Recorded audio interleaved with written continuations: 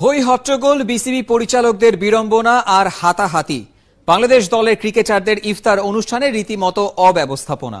কি কারণে কি হয়েছিল সেটা নিয়ে স্পষ্ট করে কেউ ক্যামেরার সামনে কিছু বলেনি, তবে পুরো ঘটনায় রীতিমতো নিন্দার ঝড় উঠেছে। লন্ডন থেকে দেব চৌধুরীর আরো একটি রিপোর্ট।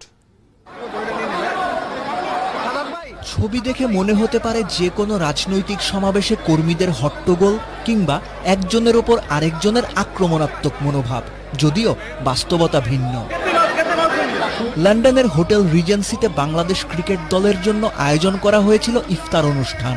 সেই আয়োজনে কে কার চেয়ারে বসবে এই তুচ্ছ ঘটনা নিয়ে রীতিমতো হট্টগোল হাতাহাতি। ইফতার আয়োজনে এই ঘটনা, তাও আবার লন্ডনের মতো জায়গায়।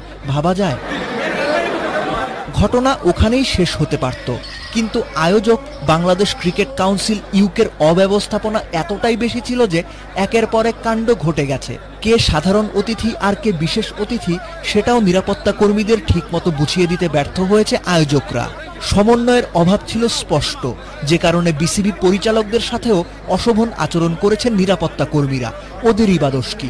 যারা আয়োজক, অতিথিদের দেখভালের দায়িত্ব তো তাদেরই। শেষ পর্যন্ত রাগে ক্ষোভে ইফতার অনুষ্ঠান থেকে বের হয়ে গেছেন বিসিবির কয়েকজন পরিচালক এবং অন্যান্য কর্মকর্তারা। তাদের বেশিরভাগই রোজা ছিলেন, বাধ্য হয়ে রাস্তায় দাঁড়িয়ে ইফতার সেরেছেন বিস্কুট আর পানি দিয়ে।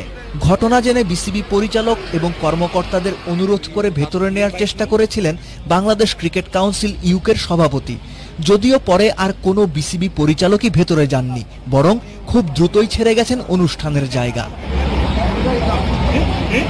জানা গেছে অনুষ্ঠানের বেশ কিছু টিকিটও বিক্রি করেছে বাংলাদেশ ক্রিকেট কাউন্সিল ইউকে। মাথাপিছু দাম নেওয়া হয়েছে 10 পাউন্ড করে। অনেকেই আবার টিকিট কিনে অনুষ্ঠানে এসে খাবার না পাবার অভিযোগও করেছেন। দেব চৌধুরী, ৭১, লন্ডন, যুক্তরাজ্য।